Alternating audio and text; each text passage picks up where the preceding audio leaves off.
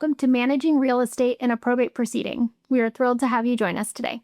My name is Courtney Patton, and I'm the co-chair of BHBA's Trust and Estates section. Before we begin, I'd like to take a moment to thank our sponsors. The Trust and Estates section is sponsored by Bond Services of California, Liberty Mutual Surety, California Title Company, Pickford Escrow Company, and the Sanborn team, who is joining us as speakers for today's presentation. Now I'd like to turn things over to Rosita Jacoby to provide this month's legal updates.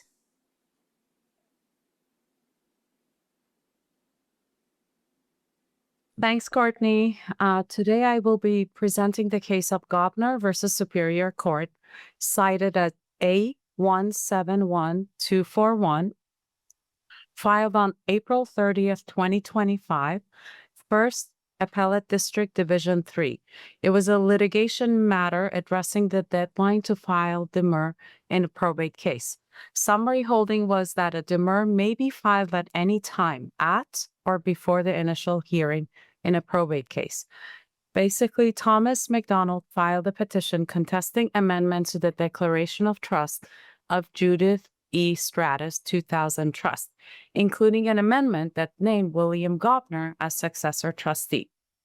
More than 4 months after McDonald's petition was served, and 2 days before the hearing, Gobner filed a demur seeking the dismissal of McDonald's claim. The trial court overruled Gobner's demur as untimely pursuant to Code of Civil Procedure Section 430.40, which requires a demur to be filed within 30 days after service of the complaint. Gobner petitioned for a writ of mandate, arguing that the Probate Code Section 1043, not Code of Civil Procedure Section 430.40, applies to demurs filed in a probate case. The appellate court agreed and issued a writ of mandate. The court held that pursuant to Probate Code Section 1043, an interested person may appear and make a response or objection in writing at or before the hearing, and a demur is a form of objection to a petition or complaint. That said, the court did not express an opinion about the demur's merits. Now, on to the program. Here to introduce today's presenter is our program co-chair, Jordan Park. Thanks, Rosie. Today's speakers are Carmen Alberio, Nancy Sanborn, and Brian Joy. Carmen Alberio is a distinguished attorney in the field of probate, estates, and trust law with 36 years of experience as a probate attorney for the Los Angeles Superior Court, where she specialized in complex matters involving wills, trusts, estate administration, and elder law. She has worked closely with over 55 probate judges, reviewed thousands of cases, and is widely respected for her legal expertise and professionalism. Ms. Alberio continues to share her legal expertise as a mediator and probate consultant at ADR Services. Ms. Alberio is the recipient of numerous honors, including the 2021 Arthur K. Marshall Award from the Los Angeles County Bar Association. Ms. Alberio has the distinction of being the first 2-time winner of the Timothy A. Whitehouse Award given by the Beverly Hills Bar Association for her contributions to the field. Nancy Sanborn serves as the executive director of Berkshire Hathaway Home Services California Properties Probate and Trust Sales Division with the Sanborn team. Over the course of more than 30 years, she has developed an extensive network and established a team that provides informed representation to an impressive list of repeat and referral clients. Brian Joy is a licensed real estate professional since 2001 and a partner of the Sanborn team since 2008. With over 2 decades of experience, he is passionate about guiding clients through the complexities of probate, trust, and conservatorship real estate transactions. Please welcome Carmen Alberio, Nancy Sanborn, and Brian Joy. Jordan, thank you for your kind introduction and for inviting us to speak today on managing real estate in a probate proceeding. Our objective today is to share a few observations regarding the process of managing as well as selling real property in a decedent's estate, a trust, or a conservatorship, and to provide a basic framework for getting a sale confirmed. To do this effectively, it requires planning ahead knowing the rules and the governing documents in your particular case, such as a will or a trust, and communicating with the parties that are involved in your case. So you ask, what could be easier than selling real estate in a probate proceeding and then getting the sale confirmed? It appears so easy at first glance. But this is a dangerous assumption to make if you are not familiar with the procedures. Yet it is an assumption that is made all too often by even the most seasoned practitioners. Of the many petitions that I've reviewed in my 36 years at the court, the petition to confirm sale is one of the petitions that seems to give attorneys at all levels of experience the most problems. And in fact, I wrote an article in 2005 to give some hints on how to deal with real property sales in the probate context. But to be accurate, it's not just the petition, it's the process that leads up to filing the petition where most of the difficulties are encountered. From my vantage point, many of the roadblocks that attorneys encounter could have been avoided if they had been familiar with the court rules and probate code sections concerning sales before they embark on the road to selling the property. The rules and the code have time requirements that you have to observe. And if you don't know about them, the sale may be delayed or denied. Always keep in mind that selling real property and the process that leads up to selling property is time sensitive and code driven. Therefore, the three of us are going to discuss some of the things to do when your estate, trust, or conservatorship have assets that include real property.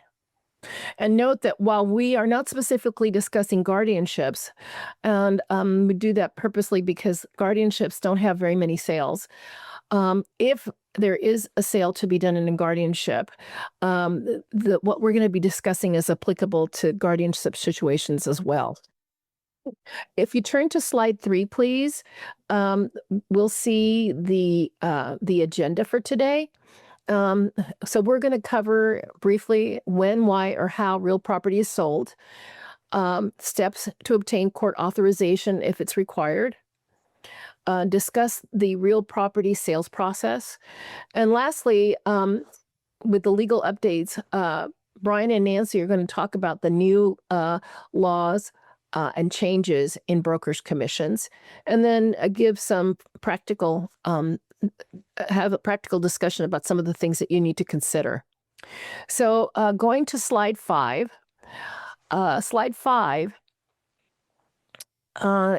highlights preliminary steps to take when your client becomes a fiduciary, regardless of whether your client becomes an executor, an administrator, a trustee, or a conservator.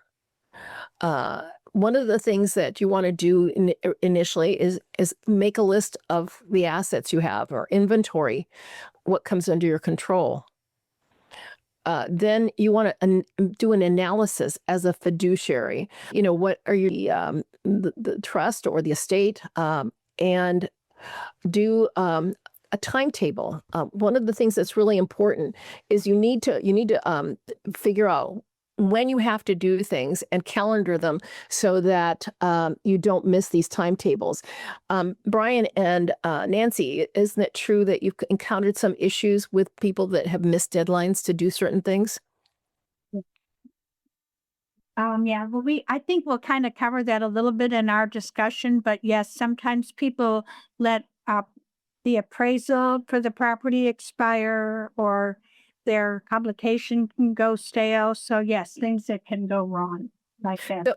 So basically at the get-go, they need to formulate a plan for managing the property upon assuming the office. Either they got appointed executor administrator, or they assumed the role of a trustee. And so setting out a management plan with regard to property, whether you think you're going to just manage it, or if you think at some point you're going to sell it, you want to set out a timeline of what things need to be done and when they need to do it. So timing's everything. And if a sale's contemplated, some of the things you want to consider up front is when to have the publication done, the appraisal.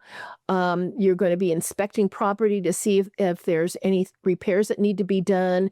You want to get a lot of these things done prior to listing the property so that you can move forward. Once you decide to sell the property, you can move forward at a good pace. So turning to slide 6, you want to, I've heard Nancy say this many, many times, and that is order a preliminary title report. And you want to do that because you want to verify who holds title and how the title was taken. In some of the petitions that I saw at the court, people were taken by surprise when they found out. They didn't order the preliminary title report at the beginning of the process, but when they were getting ready to sell the property and found out that they had to come back into court, perhaps add an AKA to the decedent's name because they took it under an AKA rather than the name that was on the petition for probate. So Nancy had experience where things pop up unexpectedly after you get a preliminary title report. Is there anything that comes to mind? Lots of things come to mind, but the most important thing is when you get a title report, excuse me, besides making sure how title is held, who title is held by, in the title report itself, there are little links that are blue normally on any title report. It's the hyperlink. Hyperlinks. And those should definitely be clicked and checked to see what else might be hanging on title. You've had it. Brian, what kind of things would that be? The hyperlinks can show anything that's recorded on the property that will carry forward. So if there's any loans on the property, those may be hyperlinked. If there's a reverse mortgage, it just sort of shows the whole picture of what's recorded on title. But the loan, even if it's a reverse mortgage, it's really important to understand what's owed on the property, because just recently we had a property that was in foreclosure. And when we initially started the probate process, when we listed it, we got a preliminary title report. And when it was time to get close to closing escrow, which was 2.5 months later, there was actually a sale date set for that foreclosure. So there was a date. And we kind of got very close to that date. So it's important to continue updating the preliminary title report through the process as well. And that's good to know. And once we had a hyperlink that was actually had a first right of refusal in it, and again, no one picked it up until we were standing in the courthouse. We had to put the sale off. So it's just really critical. I mean, it's more critical than people believe it is, I think. So we have, when we get a title report sent to us, the title officer gives us all of the red flags. So they'll point out any red flags. Now we make sure that we look at it ourselves and point out our own issues that we see. The escrow company does the same. So there's a lot of eyeballs on that preliminary title report, just so that you don't run into problems as you're getting to the closing. And with regard to Nancy, you had mentioned the reverse mortgages. Now, those are concerning because they are also time sensitive. A lot of times people don't realize that there's a reverse mortgage on the property.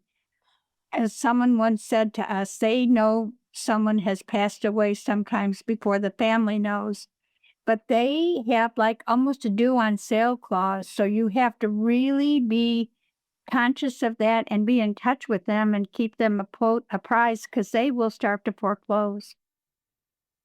So it's really important to kind of go through all this stuff, which seems so meaningless when you look at it. Like, oh, they've got a loan. Okay, no big deal. But it is a big deal. It is because usually with reverse mortgages, they will not put off moving forward with their rights. So this is why it's so important to do this preliminary work ahead of as soon as you get control of an asset, a real property asset. You also want to make sure that you have appropriate insurance for each property. You want to check those things at the get-go in case there's some subsequently there might be a fire or some other injury to the property, and if it's not properly insured, the fiduciary could be personally liable for failing to provide adequate insurance for real property under their control. Then you want to review leases and rental agreements. When in this timeline that you're setting up for each property, you want to have calendared the appropriate dates, if this is applicable, if it's a rental unit, rental due dates, relevant lease dates, when the insurance premiums are due. You certainly don't want to miss paying the insurance. These days, it's very difficult to keep insurance with the way the insurance market is in California. So you don't want to put the insurance in jeopardy. You want a calendar when their property taxes due, mortgage payments, lease terminations, options, election dates. All those things need to be calendared so that you don't miss any of these deadlines. And Nancy, you've always indicated, and Brian as well, that you want to inspect the real property yourself in person to determine if there are things that require immediate attention or repair, but not just those things, but you also want to make sure if there's a rental property that you know about how many rental units there are, if they're all being rented, if they're not, why. And I think you had mentioned in the past a situation where a property was not personally inspected, but there was reliance on the property manager on the property that indicated that two of the rental units were in disrepair. But yet in reality, those two units were being rented and the manager was pocketing the money. That was subsequently learned. Is that correct? Well, all sorts of things happen over the years, but yes, sometimes things like that do happen. And we like to see what's going on with the property. If it's multiple family unit, we like to go introduce ourselves to the tenants. We look at the property. We're not big on recommending repairs unless it's something that would endanger people looking at the house.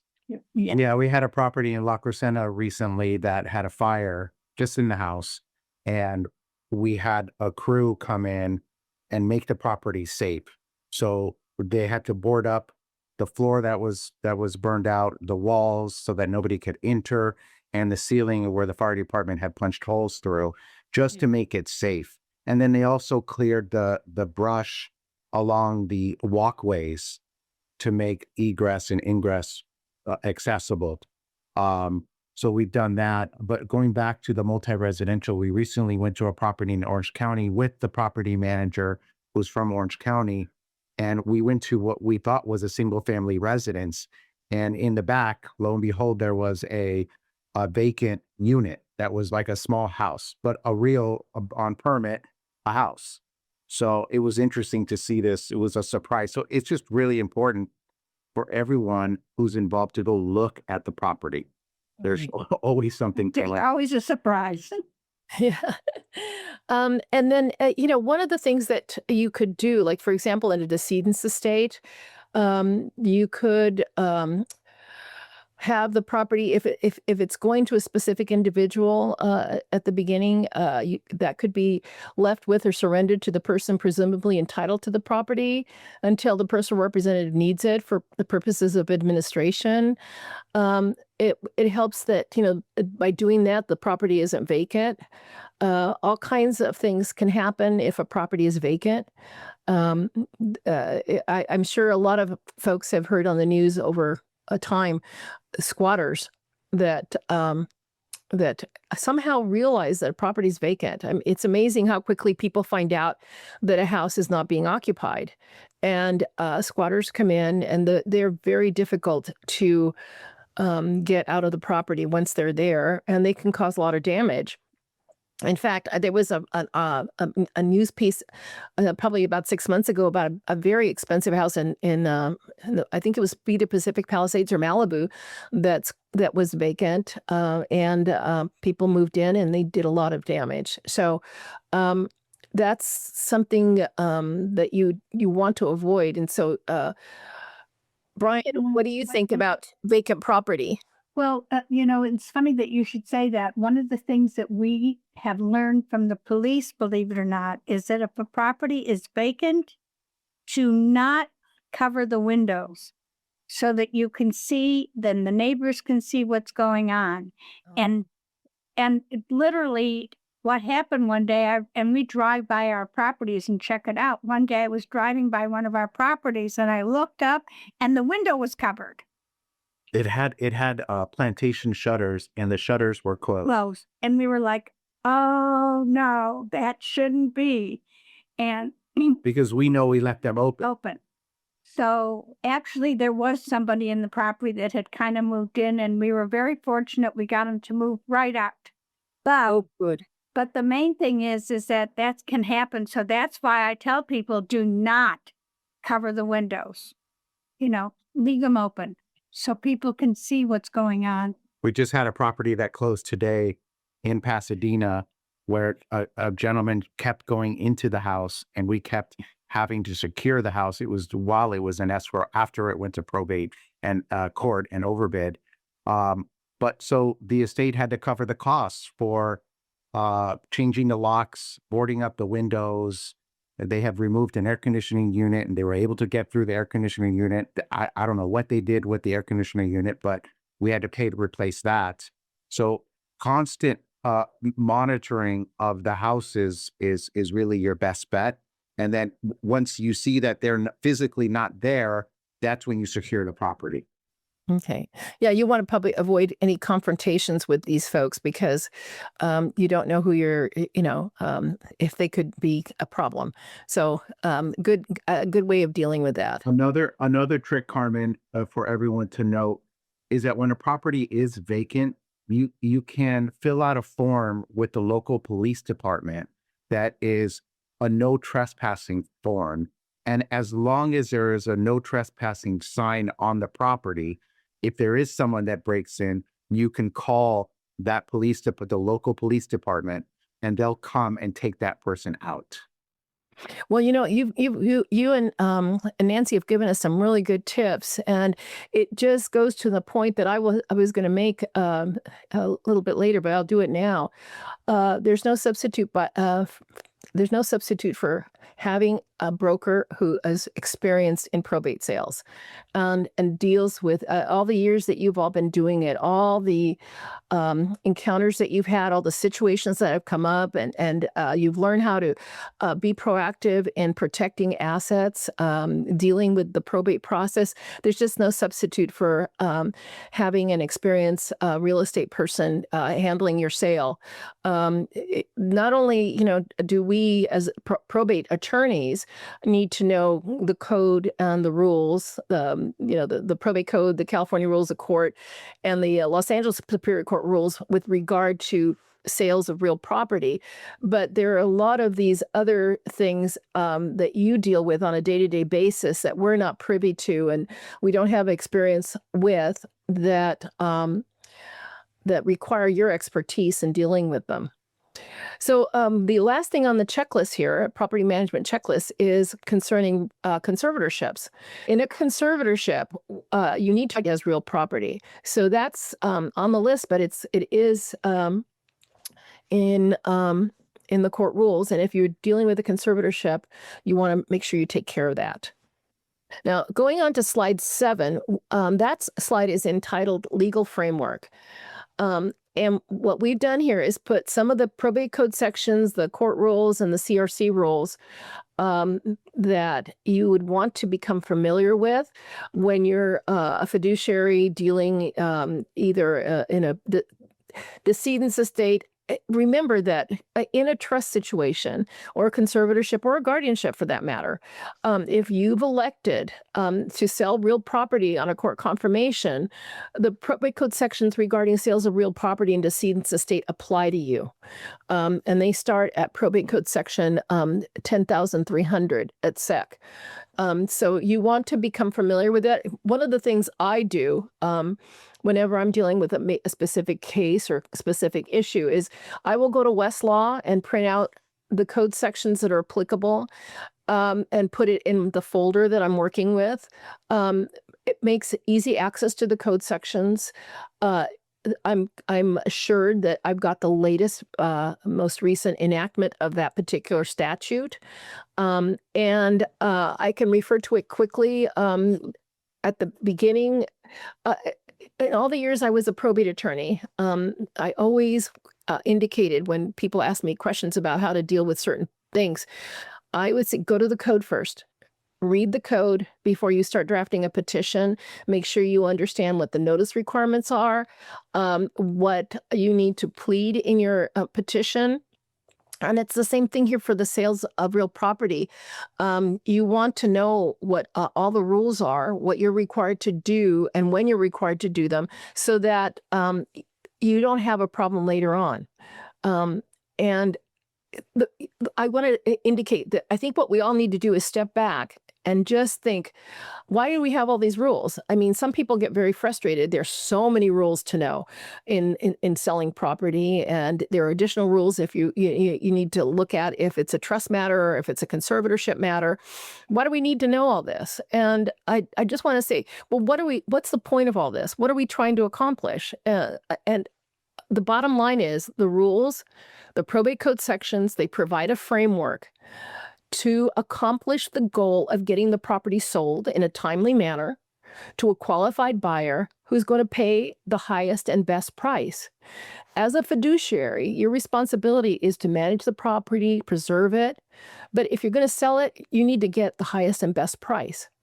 And so one of the first things that the rules do to foster this goal of getting the property sold for the highest and best price is the requirement that is set forth in Probate Code Section 10,300. What's the big deal? I mean, how many people are going to see that publication? Before we had the internet and all these wonderful other things, this was always the requirement. And people do look at the publications for sale of real property. That's just the first step. You need to do it because the rules require it. LA Superior Court Rule 4.39 says that if a sale takes place before you do the pub, the sale will not be confirmed or the petition will be denied without prejudice. And, obviously you're going to, put the property, market it. And Brian, you can speak to all the different ways that you market property, right? You put it on the MSL. We'll put it on the MLS. Yeah, we'll get through that on a later.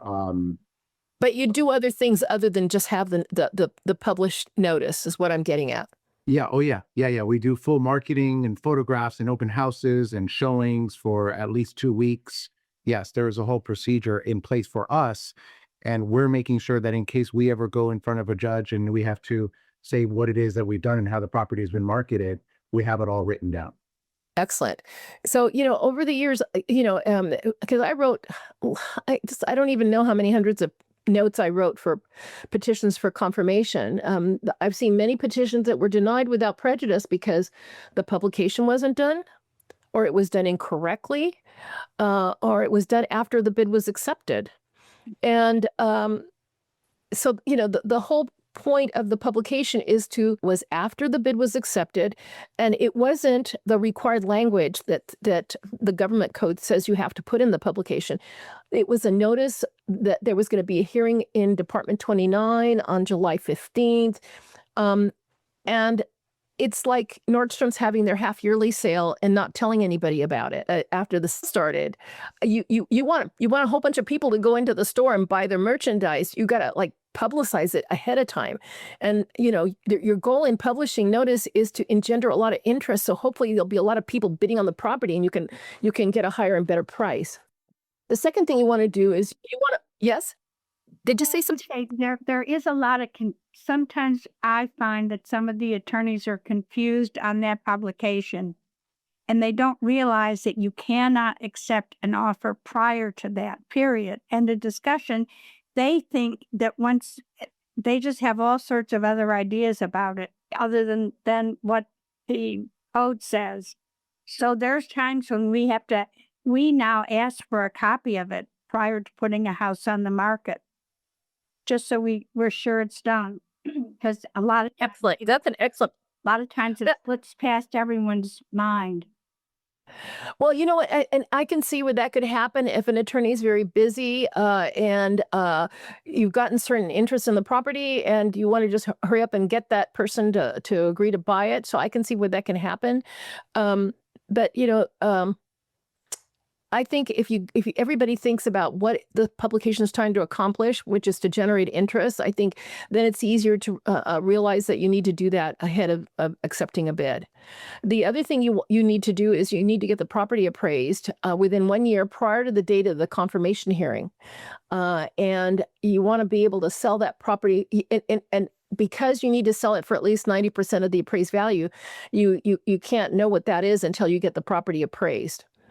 And it's unless a third point I want to make, unless the real property is sold under the Independent Administration of Estates Act, the sale that is subject to a court confirmation hearing will provide everyone another opportunity to get a higher price, because there may be overbidders in the courtroom that you may come in with a $1.5 million bid, and maybe after some overbidding, maybe you sell it for $2 million. So what I want to just recap and say is that timing is everything in a sale of real property.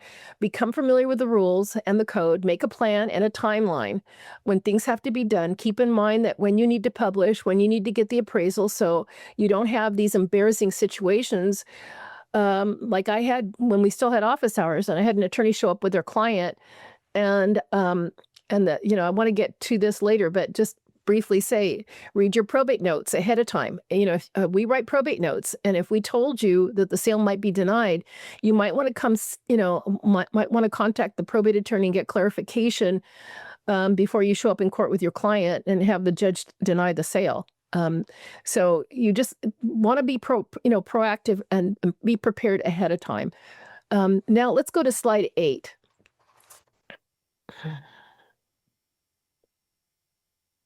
So what we've done here is broken out the duties by different categories. Estates. One of the things that I would like to talk about is whether or not you want to decide on full or limited independent powers. And this is something you decide before you even file the petition, because you've got to ask for it in the petition for probate. Doing it under independent powers has its advantages. There are certain requirements that you don't have to meet if you do it as a full IAEA. A lot of attorneys prefer to have court confirmation because they may have a beneficiary that is a difficult beneficiary that's second guessing everything they do, that think they know better than the attorney. In some situations, they think that the attorney's not listing it for a high enough price. They think that the property is worth $3 million instead of what the appraised value was of 1.5. I mean, the coming into court for a probate confirmation provides a lot of protection because you have to meet certain requirements. The court cannot confirm the sale unless the court makes these findings. The court makes the finding that the property was appraised within 1 year, that the valuation. Let me go back over it. Deciding before you file your petition for probate about whether you want to get full or independent powers. Each has its advantages. It's case dependent. If you think you're not going to have a beneficiary who is going to be micromanaging the sale, you might want to have full and you want to have limited or no independent power, so you can go into court on a confirmation and have the judge make the order that you did everything appropriately as the code requires the court to make certain findings. If the sole beneficiary is also the personal representative and you're not going to have any problems and they're fine with full IAEA, you could do it that way. That is dependent on your case, and the attorney and the personal representative or fiduciary need to make that decision. So, and also in an estate, you want to follow the terms of the will. You want to look and see what the will says. Is it specifically devised property, or does the will direct sale on a certain event or right away? You want to make sure you're on board with what the will provides. In a trust situation, as a trustee, you want to follow the terms of the trust. So you want to make sure you've read all the trust and all the trust amendments. And you also want to, and some of you in the audience may think, well, why is a trustee coming into court for a court confirmation? You'd be surprised how many trustees have done that over the years, come in and have the court confirm the sale. And a lot of times the reason is they've got a beneficiary who is saying that you're not listing it for the high enough price. You need to, hire this particular person, or you need to do this particular thing. You're not doing your job as the trustee with regard to selling the property. Bringing it to court for a court confirmation gives the trustee the protection, gives the trustee a chance to send out notice of the hearing. They can come into court if they want to object to the sale. But once the court, goes through all the requirements, and find that the trustee has done the sale appropriately, then you've cut off any liability then that they may have, you might have if you didn't come in on a court confirmation. And I think coming in on a court confirmation when you've got a beneficiary that's difficult will then save you litigation later on. Now, in a conservatorship, and because we need to keep moving, the next few slides are on conservatorships. And as a conservator, if you need to sell the conservatee's residence, there are certain requirements. If we go to the next slide, please. You need to determine when the sale of conservatee's residence or former resident is appropriate.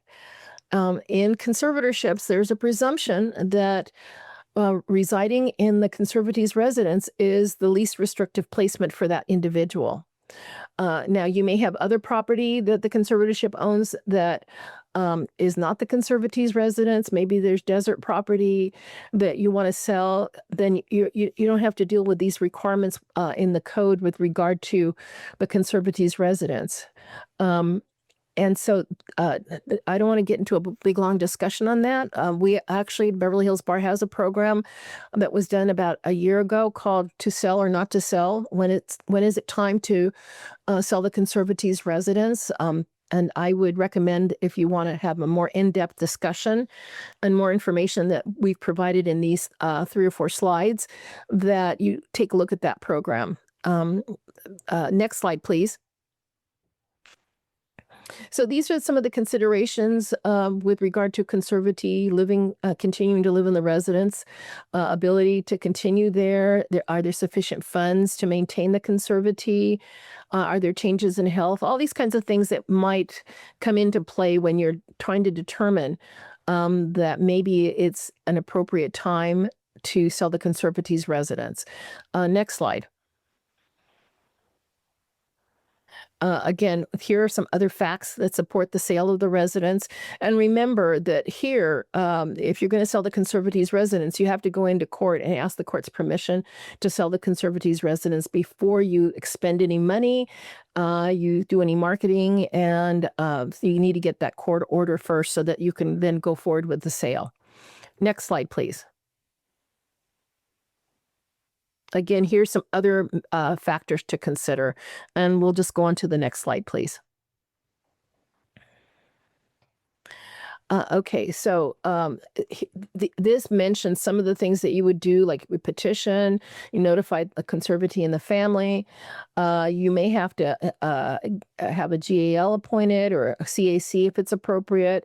The court, under the code, has the right to require the court investigator to go out and do a review and then give a report. And when you're talking to the court, you have to provide the facts that show that there's a need to sell the residence. Next slide, please. Now, I'm going to turn this over to Brian and Nancy. They're going to talk about preparing the property for sale, working with the realtor. Hi, everyone. Thanks for having us. Kind of funny to sit on this side instead of just your sponsor side. Anyway, the first thing first, we've talked about this so many times that, you're kind of tired of hearing it, but the first thing we always do, and everyone should always do, is get a title report on the property. Number one, no matter what. Even if you're not going to sell the property, you really should, whenever you're involved with conservatorship or a trust or anything like that is make sure you know what's going on with the real estate. It's the first thing that we do when we get a call and there's an address. It's the first thing we do. Even if we don't think the property is going to be sold, you should have a relationship with a title company, and most would be happy to support you in that way. So make sure that you have that. If not, let us know. So then what Carmen has alluded to several times is that, you go visit the property and you decide on what you're going to do.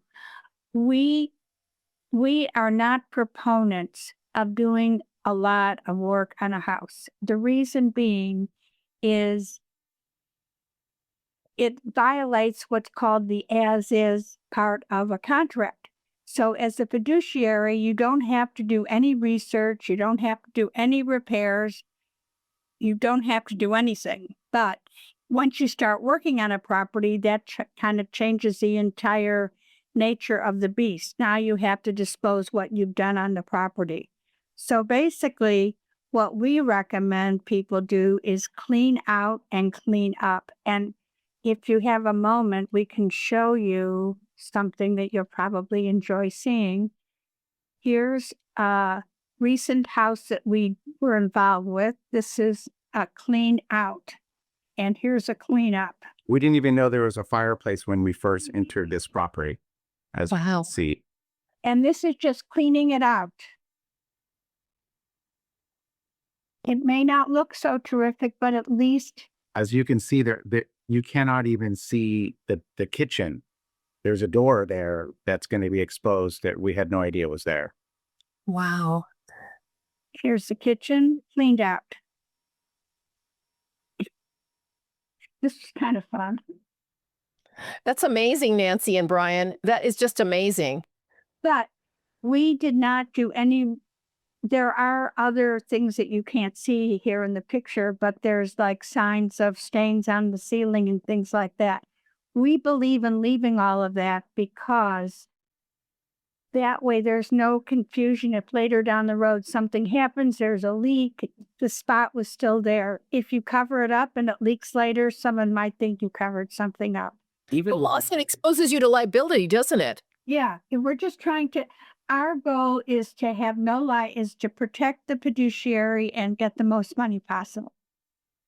So even with that property that we just showed the example of, there was nicotine stains everywhere. That's what that brown sort of color paint was. When picture frames were removed, you could see that it was white color behind it. We did not elect to have that cleaned or painted, obviously, because we don't know what we would have been covering up. And if it was cleaned, we don't know that if we would have started cleaning the walls, that maybe it falls apart or a piece of the wall falls out. It just opens you up to things that you cannot foresee. And now you have to disclose. So instead, you just disclose that the walls are stained. And that covers you as a fiduciary. I mean, it's hard for a lot of times when we sit down and talk with people, it's hard for them to grasp that concept. But we kind of have that concept because it just protects them from any future liability. One thing I will say in regards to fixing a property up, if the property does not have carpet, or it's been very, very badly stained, or somebody passed away and their body decomposed on the carpet, whatever it is, once the carpet is removed and you have subfloor, it makes it difficult for the person buying it and getting a loan to purchase for that property to appraise. The appraiser wants to see, not the probate appraiser, but the bank appraiser for the borrower, the purchaser. They want to see that the house is habitable, and a house is deemed as not habitable if it doesn't have flooring. So that subfloor, sometimes we have elected to put some cheap flooring or cheap carpet over something, but that's something that you have to keep in mind. No open subfloor. So the next thing we kind of talk about a little bit is Carmen talked about getting what's called a probate referee appraisal. And we like to work with our clients if they have to get an appraisal is for them to let us take photos of the property in its present as is condition and write up a description of what the property looks like. We have found that that works pretty successfully because the referees, they don't always visit the property and they don't always know everything that they need to know. We recently had an experience, and a lot of properties in the city of, in this area have an address of a city that they're not in. And in this particular instance, the property's address was Pasadena, but it was actually located in the county. And if a property is in the county, not in the city, there's a whole different set of services, schools, etc. So those are the kinds of things that we try to point out to and you need to be able to point out to a referee before they do their report. The referee typically, in our experience, doesn't go into a house. So it's important, and it's a very good area of practice to do in all of the probates that are getting appraised, is to send photos to the appraiser before. Like Nancy said, in this particular case where the property was in the county and not the city, it also was on a major thoroughfare up against an alley that had a liquor store at the corner. So, when you just look at it on paper, it's very different than if you were to actually go inside the house, see what you see as you look out the window, and hear what you hear as you're in the house. So that all, for us, when we're pricing a property, we're taking that all into account because that's what a buyer is going to see, obviously. Something else that's very important is to be aware of the disclosure obligations of your seller. We are happy to, we're going to put a link into the box or attached program materials that has an entire chart that has been set out by the California Association of Realtors that says what must be disclosed and what doesn't have to be disclosed. A lot of times we find that real estate agents are very zealous in trying to get everything, all these forms done, because it's a massive amount of forms. And a lot of them are not applicable, and you don't want your client to sign them. So the fiduciary is responsible for disclosing any material fact that they're aware of, but not to do a TDS or do a lot of the other things.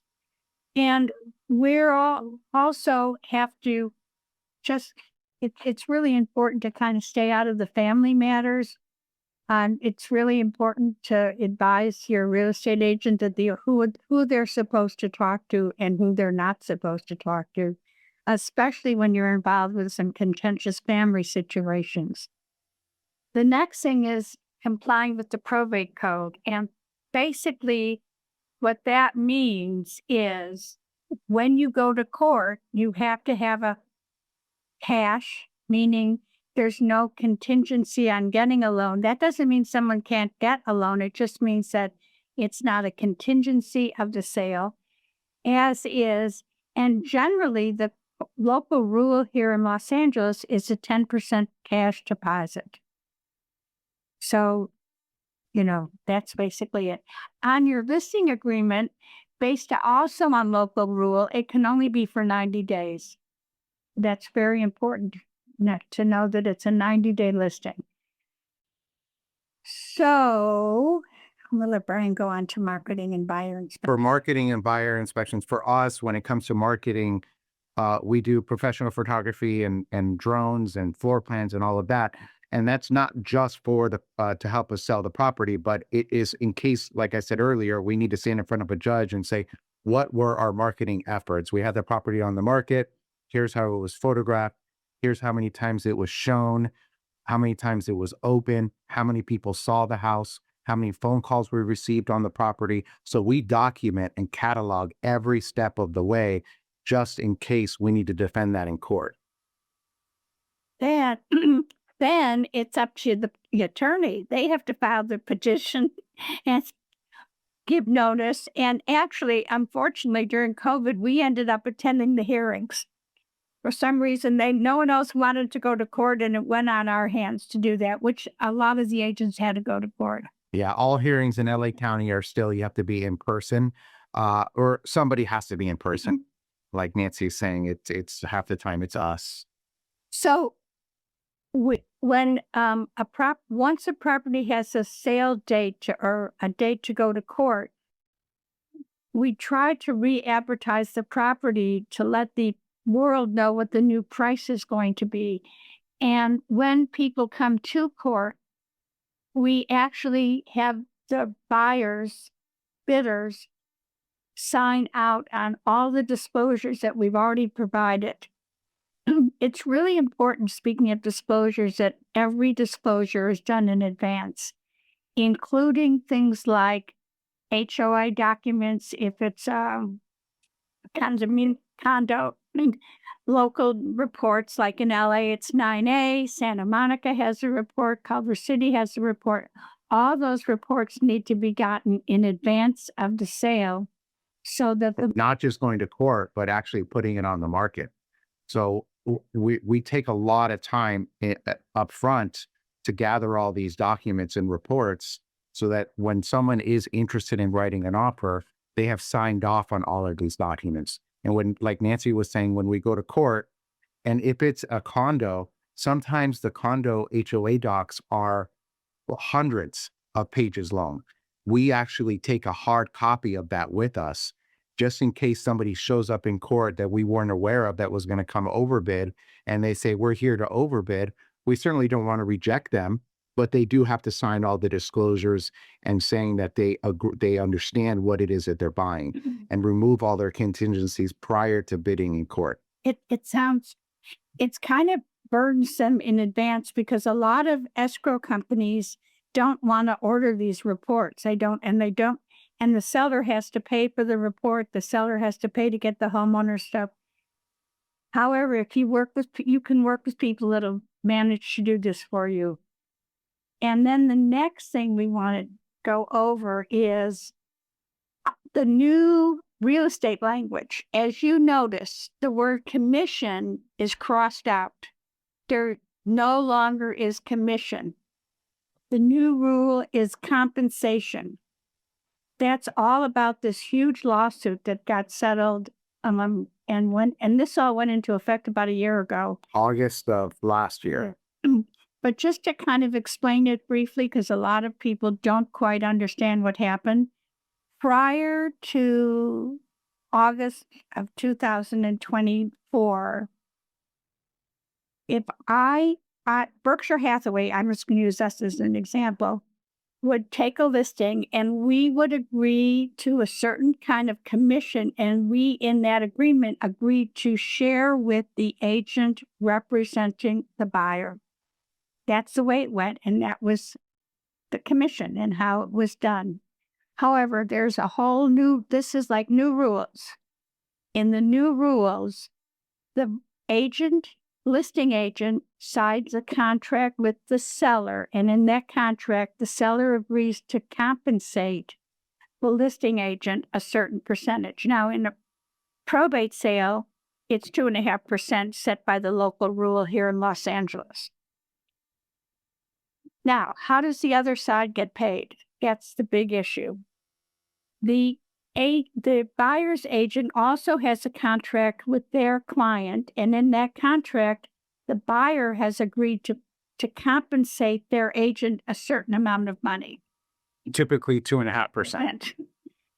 So here comes the rub. Now, when they make an offer to the seller, the agent representing the buyer asks the seller if they will pay their compensation. So it's kind of confusing. But in general, most of the time it's agreed upon that the seller will pay the buyer's agent's compensation. So the new rule is compensation. However, go ahead, Brian. We did have a sale early or late August, early September of last year, where it was a court confirmed sale, and we got an offer, which is a bid, once it went on the market, or 2 weeks after it was on the market, where the agent did not request compensation to be paid. So naturally, because it was so new, we called the agent and said, you wrote your offer, but with no compensation. I just want to make sure that is what your intention was. And she said, yes, my clients really want it, and we're going to deal with the compensation separately.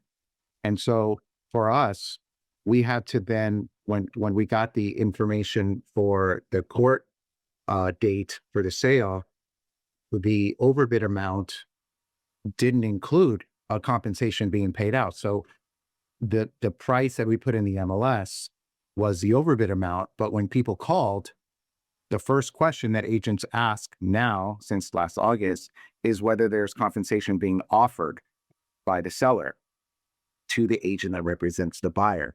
And we had no choice but to answer this question when we got called on this property, that no, there was not going to be compensation offered, because that was already agreed to. So the terms, as many of you know, cannot be changed from what the accepted offer is to when you go to court to overbid. They have to remain the same. So that being said, we didn't have any overbidders in court, and the property sold to the original bidder. Now, keep in mind that in the market that we're in now, we're not getting a ton of overbidders in court. About 10 years ago, we would have 20 overbidders in court, and that was like the best. It was so much fun. But now, if we get 1 or 2, we're excited about that. So that, just to kind of explain that to you, if you have any questions, it's really kind of a little hard to kind of comprehend, but just think of everyone having their own individual contract. But also keep in mind that the regular practice has really maintained the same scenarios, where when you represent a buyer, you would ask the seller or their agent if there's compensation being paid, and 99 out of 100 times the answer is yes, there is compensation being paid. So if you're talking to a seller and discussing on whether you should allow this compensation to be paid, keep in mind that an agent is less likely to want to show their client the property if they're not going to be paid on it, or they have to go fight their buyer to be paid. So it's kind of remained the same as a practical matter, but it is something to discuss and sort of set the impact of talking to people. Is important to have a plan so that everyone is on the same page. So to clearly document all of those. Trustees must decide whether and how to offer the buyer side commission. We just talked about it does reduce the buyer pool if there's no agent commission paid on the buyer side. And then we talked about the court confirmation, how that sale is impacted if there's no compensation being paid. Right. Transparency, clarity, and adaptability are essential in today's market. That is for sure. Carmen, we have hit 1:30. Wow, that is excellent. So just quickly then, a few key takeaways at the end of our slides. I think we've all emphasized that early planning and communication prevents costly delays. Understanding your powers and duties under the law and the governing documents is critically important, and these things are the things you start at the very beginning of the process whenever you become a fiduciary, whether it's a court-appointed fiduciary or you're named as a successor trustee or initial trustee of a trust. You want to understand your powers and duties, and not only the law, but also the governing instrument. You want to work with experienced professionals such as Brian and Nancy. This program has been an eye-opener for me, your discussion about all the paperwork that you have to deal with, which I had not realized. It's a very paper-intensive. You have to know all these things, different types of property, whether it's a condo, a single-family residence. All these factors are something that an experienced professional will know and help guide you through the process. today are important because you do not want to lose the sale. You don't want to have the court deny it or continue it so you can clear your notes. You want to make sure you, as soon as possible, when you get the notes, you read them. If you don't understand them, email the probate attorney for clarification. A lot of things that are raised on the notes can be cleared before the hearing, but failure to publish, failure to give proper notice. You want to make sure that you know if there's anybody who's requested special notice in the court file that you're not aware of. And you can easily go online and check the court case summary to see what's been filed, and you can actually see if somebody's filed a request for special notice. You want to clear your notes ahead of time.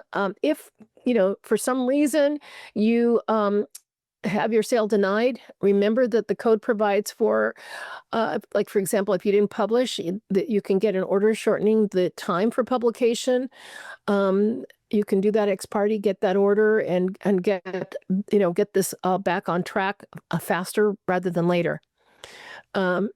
So the court involvement varies by the type of process proceeding that you're electing to use, and stay up to date on changes of the law, such as taking courses like this, where Brian and Nancy told you about the new commissions requirements.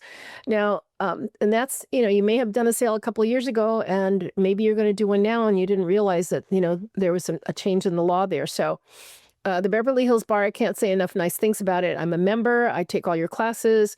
It's been it's a wonderful source of information. I want to thank the Beverly Hills Bar Association and for inviting us to speak. We've hoped that this has been helpful. Jordan, thank you for hosting, and as well as everybody else on the section. We appreciate your having us here today. This concludes today's program. We again would like to thank our speakers, Carmen Alberio, Nancy Sanborn, and Brian Joy, for an excellent presentation. Our next program will be titled "In Bitcoin We Trust: Avoiding Administrative Pitfalls in Trusts and Estates with Large Concentrations of Crypto and Other Digital Assets," which will take place on July 15th with J.D. Rees of Shepherd Mullen. Thank you all for joining us this afternoon. You may be eligible for CLE credit in your state. Visit bhba.org/podcasts for more information.